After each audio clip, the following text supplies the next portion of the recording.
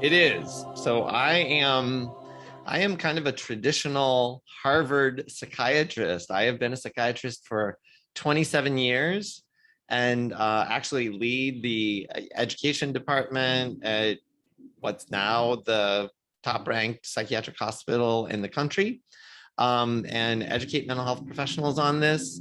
So mental health is near and dear to my heart. And I have done research, I do education, I treat patients, and most of the people that I see have treatment-resistant mental illnesses, meaning the pills aren't working for them, the psychotherapy isn't working for them, even the shock therapy isn't working Wow. for them. And they come to me hoping to find a better answer.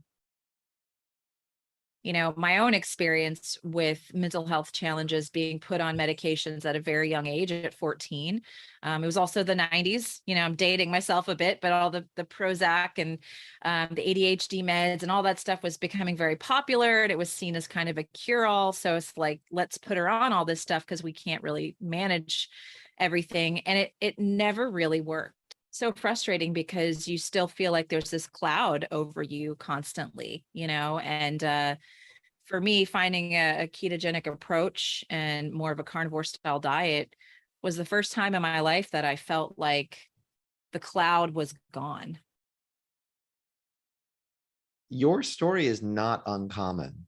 A lot Mm, of people will say, oh, she just had a treatment resistant mental illness, or she must have been difficult, or maybe she wasn't trying hard enough in therapy, yeah. or maybe she's like one of those whiny, lazy people who just wanted attention and she wanted to be sick.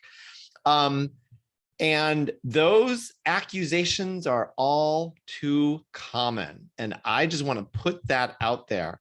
But let me say for the record that the majority of people who get treatment for mental health problems do not get fully better Mm, with our current treatments.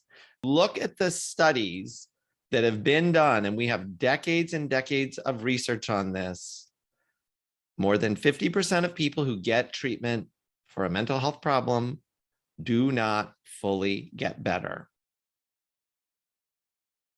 Mental illnesses are now the leading cause of disability on the planet. yes. And depression, plain old depression that we have all these antidepressants for, Hmm. is the number one cause of disability on the planet. And it's not because people aren't getting treatment, it's because our treatments fail to work for far too many people.